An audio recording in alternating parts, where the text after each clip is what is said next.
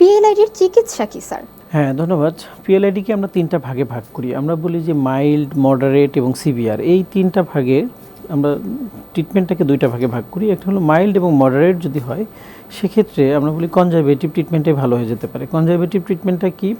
তার কয়েকটা জিনিসের সংমিশ্রণ। যেন আমরা বলি কিছু ওষুধ, ফিজিওথেরাপি, এক্সারসাইজ এবং বিশ্রাম বা রেস্ট, এই 4টা জিনিস সমন্বিতভাবে করলে এই মাইল্ড টু মডারেট যে ডিস্ক প্রোল্যাপস বা ডিস্ক হার্নিয়েশন, এটাকে আবার স্বাভাবিক যাওয়ায় নিয়ে যাওয়া যায়।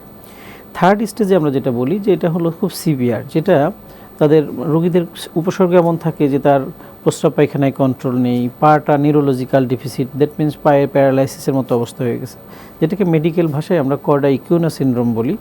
এই ধরনের উপসর্গ যদি থাকে তখন ইমিডিয়েটলি সার্জারির প্রয়োজন পড়তে পারে।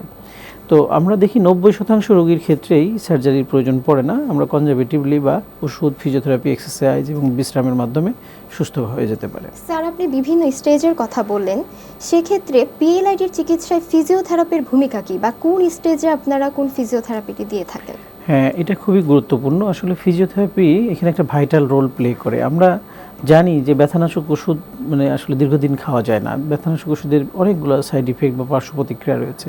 তো বিশেষ করে আমরা এই ধরনের যে এই পেইনগুলো কমানোর জন্য বলি সাময়িকভাবে হয়তো আপনি ব্যথানাশক ওষুধ খেতে পারেন বা আপনার কিছু মাসেল রিল্যাক্সেশন দরকার, বাট যে কারণে আপনার পেইনটা হয়েছে এটা একটা মেকানিক্যাল প্রবলেম। দ্যাট মিনস আমরা প্রথমে দেখেছি যে এটা পজিশনাল কারণে এই পেইনটা হচ্ছে, তার একটা 2টা ভার্টিব্রাল মাঝখানে ডিস্কটা রয়েছে, ডিস্কটা যখন সরে যাচ্ছে, এই সরে যে নার্ভের উপর কম্প্রেস করছে বা চাপ দিচ্ছে, সো ওইটাকে যদি আমরা পূর্বের জায়গায় ফিরিয়ে নিয়ে আসতে পারি তাহলে আর পেন থাকবে না, সো পেন কিলার খাওয়া লাগবে না।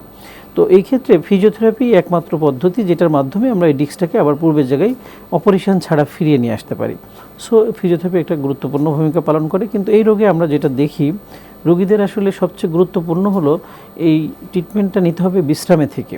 অনেকে আছে ট্রিটমেন্ট নিচ্ছে, ওষুধ খাচ্ছে, ফিজিওথেরাপি নিচ্ছে, আবার রিক্সায় করে বা গাড়িতে করে বাসায় চলে যাচ্ছে। এই যে জার্কিং হচ্ছে, ঝাঁকি লাগছে এবং সে তার স্বাভাবিক জীবনযাপনে সব কিছুই করছে, তাহলে এটা থেকে ভালো হওয়া খুব কঠিন হয়ে পড়ে। আমরা বলি যে ট্রিটমেন্ট চলাকালীন কমপ্লিট বেড রেস্ট। যদি বাসা দূরে হয় সেক্ষেত্রে হসপিটালে থেকে ট্রিটমেন্ট নিতে হবে। থাকলে আমরা সকাল, দুপুর, রাত, দিনে 3বার 8 আওয়ারলি ফিজিওথেরাপির সাথে কমপ্লিট বেড রেস্ট, 2 থেকে 3 সপ্তাহের মধ্যেই রোগী ভালো হয়ে যায়। স্যার, সার্জারি ছাড়া কি পিএলআইডিতে আক্রান্ত রোগী সুস্থ হতে পারে? পিএলআইডির ক্ষেত্রে সার্জারির ভূমিকাটা কী? হ্যাঁ, ধন্যবাদ। আমি ক্যাটাগরির মধ্যে বলেছি যে আমাদের 3টা ক্যাটাগরি থাকে। দেখা যায় যে mild to moderate, that means প্রাথমিক এবং মধ্যম অবস্থানে যদি থাকে তাহলে সেই রোগীগুলো অপারেশন ছাড়াই ভালো হয়ে যেতে পারে। যদি খুব সিভিয়ার হয়ে যায় সেক্ষেত্রে তার সার্জারি লাগবে। তবে আমরা যদি পরিসংখ্যান দেখি, পরিসংখ্যান বলে যে 90% রোগী ফিজিওথেরাপি এবং ওষুধ, রেস্ট এবং বিশ্রাম, এই 3টা জিনিস একসাথে করলে ভালো হয়ে যেতে পারে। আর 10% রোগীর ক্ষেত্রে সার্জারির প্রয়োজন পড়তে পারে।